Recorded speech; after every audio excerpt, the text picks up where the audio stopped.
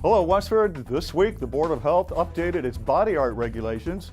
Selectmen said yes to resurrecting the farmers market, and the annual Festival of Trees opened at the Westford Regency. I'm Chuck Steinhauser, a WestfordCAT volunteer, and WestfordCAT News is next.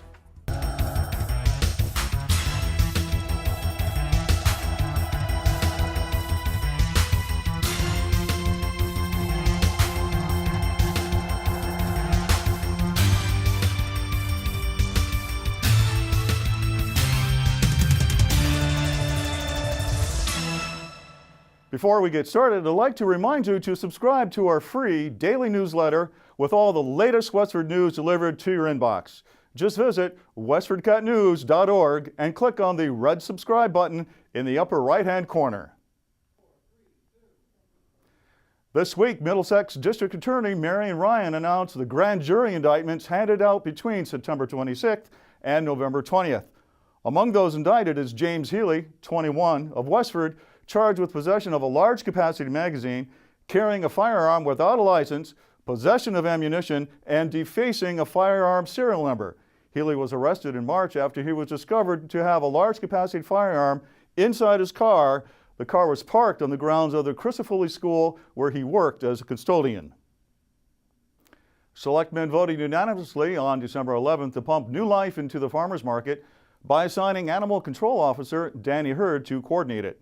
Here's Selectman Elizabeth Almeida, who worked on the Agricultural Commission to resurrect the market. She's followed by Town Manager Jody Ross. We do need someone to run the market, and we were able to learn that the Sustainable Westford paid their market manager approximately $16,000 a year for the full 20-week. I'm pretty sure they had a 20-week market. So we're looking at something shorter. We don't have money on the vendor fees, though, in terms of what the income was.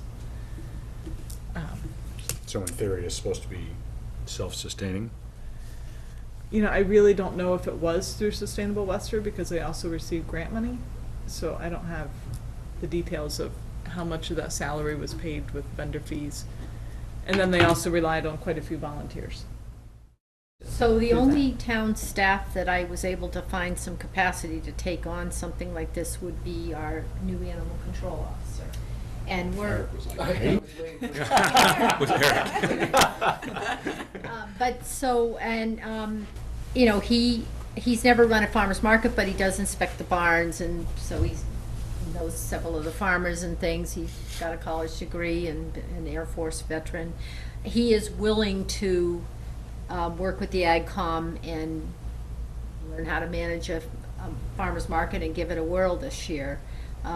So it may not be a permanent solution, but he does have capacity, and we're evaluating that too. But if this was something that you wanted to try, he has committed to working on that. Selectmen learned in April that Sustainable Westford had canceled the market for the 2018 growing season. Market coordinator Gloria Tu Gilbert had decided not to continue running it. Gilbert founded the market in 2007. Watch the entire Selectmen's meeting at westfordcat.org. At the December 10th Board of Health meeting, Health Director Jeff Stevens reminded board members that the town's plastic bag reduction rollout began January 1st. In March, annual town meeting voters approved the citizens' petition seeking to adopt a bylaw that would regulate single-use plastic checkout bags. Probably the biggest thing coming up next is our plastic bag reduction rollout, which is January 1st, everybody. Yeah, I was at CVS. They've gotten rid of their plastic bags. Yep, the plastic bags will not be in the stores on January 1st. So we're already seeing, with the amount of work Seth and the staff have done with going out to stores, and Richard Coleman's group has taken flyers out and they've canvassed all the stores, and it appears that everybody seems to know what's happening. So we're kind of planning on it being fairly seamless with little to no variance requests on that. That'll be good. And like, what happens if there's a violation? You're not going to be, are you going to be going and checking out, or is this going to be, So if what we're somebody going to do reports? is, if somebody reports it in, we'll educate them and say, hey, you have to get rid of these bags. If somebody has a large stock, that may be a similar situation where we'll grant a variance, similar as we did Cups, yeah. with the styrofoam. If we need to do that, we can do that. We know Market Basket is just going to be able to shift their stock to another store. I mean, they have stores Yeah. everywhere, so I'm not really worried about them looking for that same leniency. I think they're just gonna make the switch. In other news, members voted unanimously to include microblading in the Board of Health's body art regulation. Microblading is a type of tattoo designed to enhance the eyebrows. Here's Stevens explaining why the review was necessary. We've had Daniel Markman, an intern at Boston University, who did a lot of research and updated this regulation. And the reason why we're doing it is we know that there are microbladers that would like to work in Westford. And we don't know when they're going to come here. We know we've been approached. We also know that quite a few, we took a field trip to Boston to see how their tattooing division works there. And microblading is something that they consider a form of tattoo and body art. Because you are cutting into the skin and you are applying ink, and while it may not be as permanent as, say, your typical body art tattoo, that's what's happening. So. Watch the entire Board of Health meeting at WestfordCAT.org.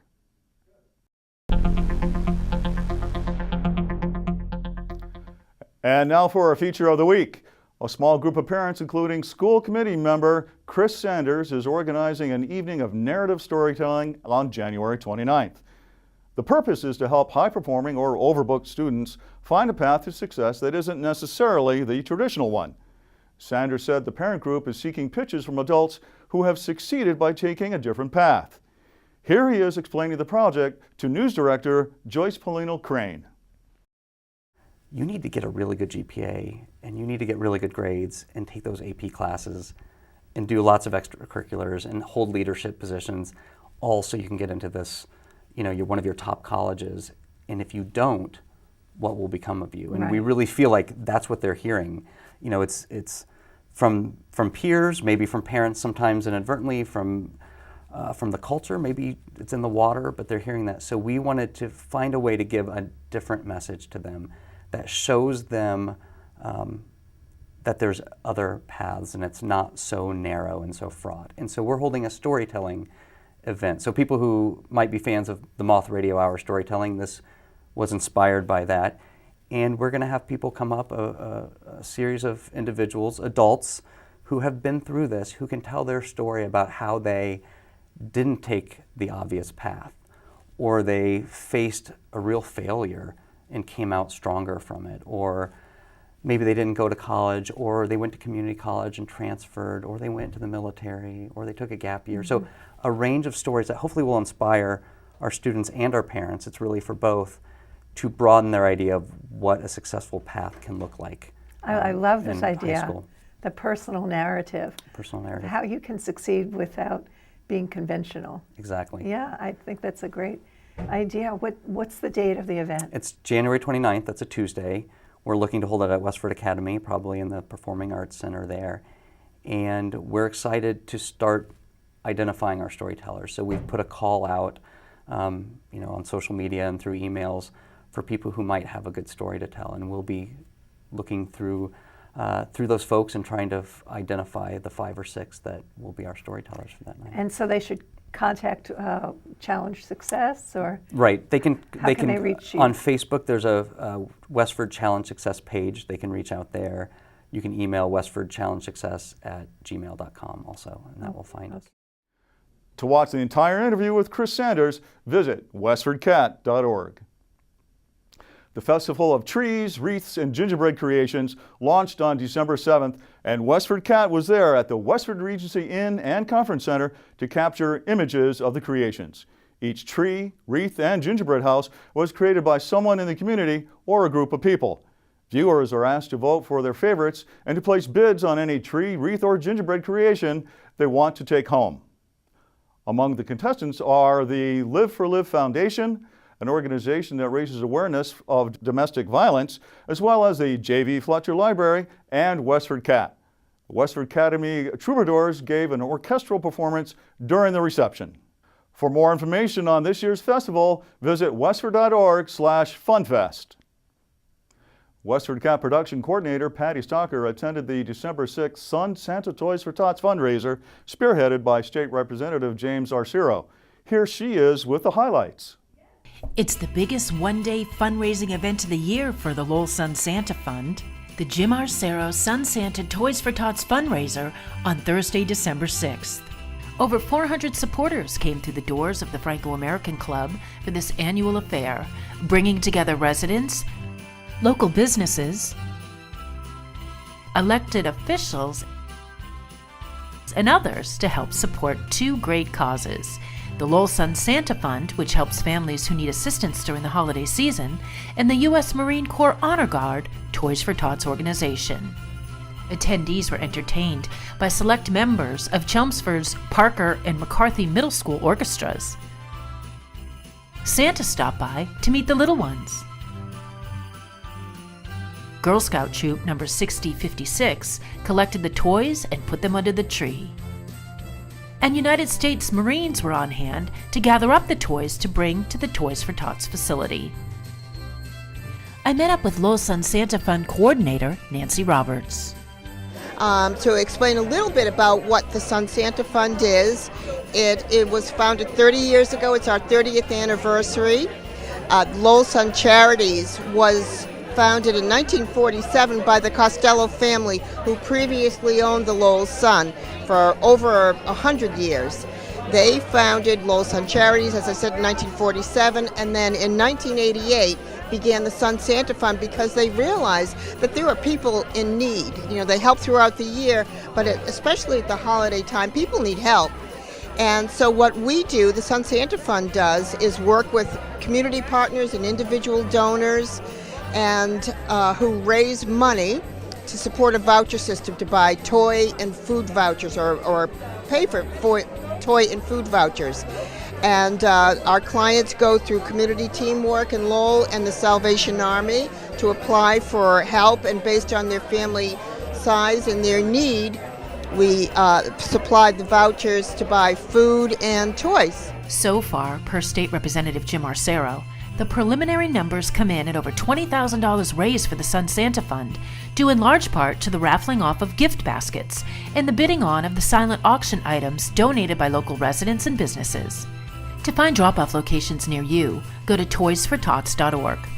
To donate to the Sun Santa Fund, go to lowellsun.org/sunsanta. You can also mail a check to the Lowell Sun, 491 Dutton Street, Lowell, Massachusetts, 01854. If you missed the Jim Arcero Sun Santa Toys for Tots event, don't worry, he'll be holding his 9th one next year. For WestfordCAT, I'm Patty Stocker. Westford Academy senior Morgan Frood paid a visit to the Model United Nations Club recently for our After the Bell segment. Here she is with one of the student leaders, Magda Vasiraju, who explains the club's mission. So Model UN is basically a club to discuss global politics. We go to conferences and have debates that last the entire day about a variety of topics. Some of them can be historical, and some of them can be issues that are taking place in our world today. Each person will represent a specific country and do research about the country's stance on various problems. And everyone will meet up in a room and basically just discuss a solution to that problem that all of the countries can agree on. Club advisor Michael Martell tells why he enjoys overseeing the club's activities. What we're preparing for is a competition in 2 weeks, and the kids will actually go to St. John's Prep, and they prepared an opinion based upon the country they've been given, and they'll argue their country's point of view. And watching them stand up and argue with the other delegates is probably the highlight for me. To watch the entire After the Bell video, visit westfordcat.org.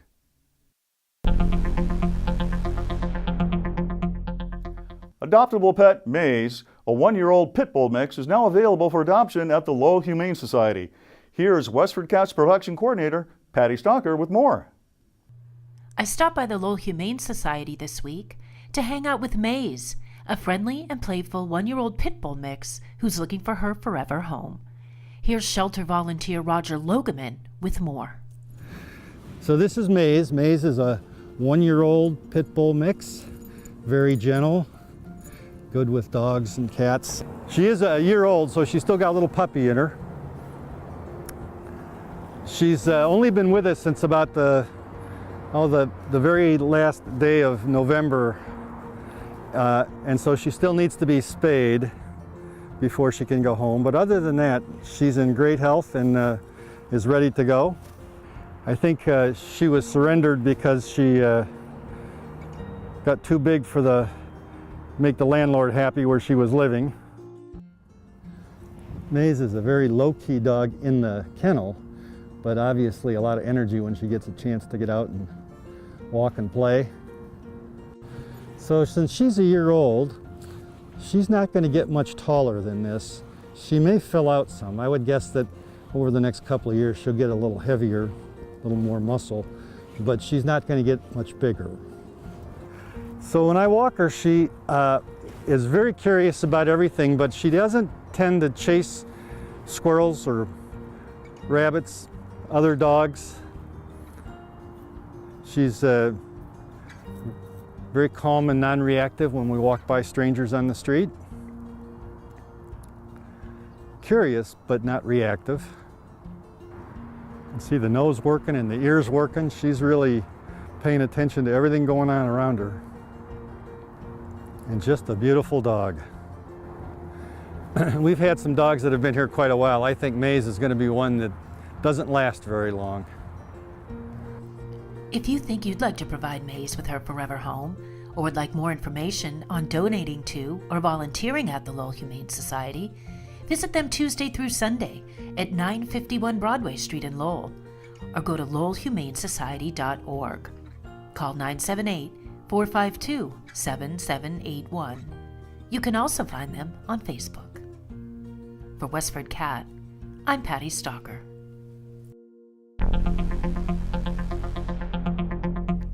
Cold and bright, that's the weather pattern we've been in this week. But is it going to change for the weekend? Let's see what weather.com is forecasting.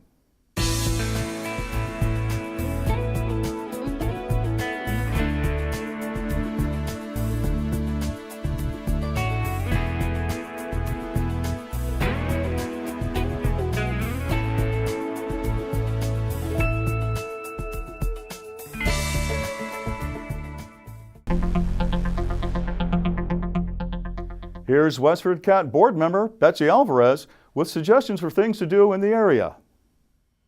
Thanks, Chuck.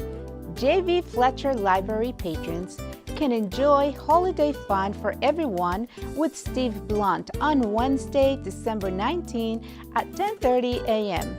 Get in the spirit of all the winter holidays. Celebrate the season by ringing jingle bells, dancing and singing along. Tickets are $2 for both children and adults. They can only be purchased at the library in person. For more information, visit westfordlibrary.org. Decorate your holiday cake to look like an ugly Christmas sweater while learning how to decorate cakes. Participants will make frosting from scratch and work with candy toppings. It is BYOB. Snacks will be provided. The class meets at the Rodenbush Community Center, 234 Littleton Road, on December 21st from 7 to 9 p.m. Tickets are $40 for Rodenbush members and $45 for non-members. Visit rodenbush.org to register. Create a candle centerpiece for your table or buffet at Weston Nurseries in Chelmsford on December 19 at 6:30 p.m. Using mixed greens, ribbon, and holiday decor, you'll make a beautiful centerpiece to enjoy all season. The registration fee includes the container, an Oasis mixed greens, ribbon, and holiday decor. Please bring your own pruners. The workshop fee is $39.99. Registration at westonnurseries.com is required. I am Betsy Alvarez, a WestfordCAT board member. Back to you, Chuck. That's it for now, Westford. We leave you with footage of the opening night of the Festival of Trees on December 7th.